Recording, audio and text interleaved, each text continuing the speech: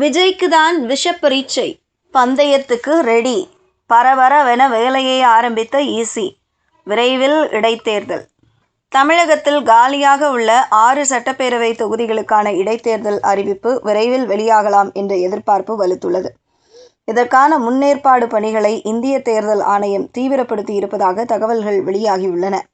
இதனால் அரசியல் கட்சிகள் மீண்டும் தேர்தல் களத்துக்கு தயாராகும் பணிகளில் ஈடுபட்டுள்ளன. குறிப்பாக த.வே.க. தலைவரின் வெற்றியை பரிசோதிக்கும் தேர்தலாக இந்த இடைத்தேர்தல் இருக்கும் என்பதால் இது ஒரு எடைத்தேர்தலாகவே பார்க்கப்படுகிறது. கடந்த 2026 தமிழக சட்டப்பேரவை தேர்தலில் முதல்வர் விஜய் 2 தொகுதிகளில் போட்டியிட்டு வெற்றி பெற்றார். திருச்சி கிழக்கு மற்றும் பெரம்பூர் ஆகிய தொகுதிகளில் வென்ற அவர் பின்னர் திருச்சி கிழக்கு தொகுதி உறுப்பினர் பதவியை ராஜினாமா செய்தார்.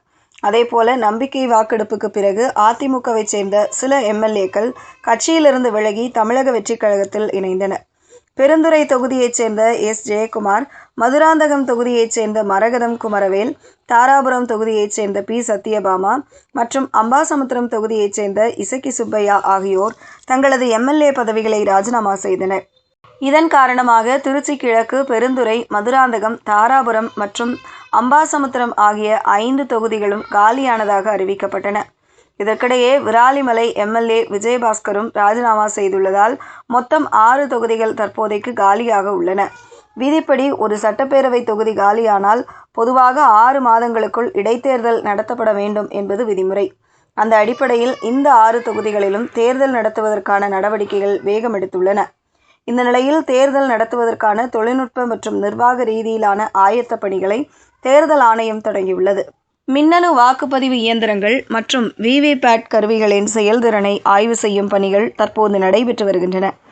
ஏற்கனவே திருச்சி கிழக்கு, மதுராந்தகம், தாராபுரம், அம்பாசமுத்திரம் மற்றும் பெருந்துறை தொகுதிகளுக்காக பயன்படுத்தப்பட உள்ள வாக்குப்பதிவு இயந்திரங்கள் பரிசோதனை செய்யப்பட்டுள்ளதாக தகவல்கள் தெரிவிக்கின்றன. மீதமுள்ள விராலிமலை தொகுதிக்கான இயந்திரங்களின் பரிசோதனை பணிகளும் விரைவில் தொடங்கப்பட உள்ளன.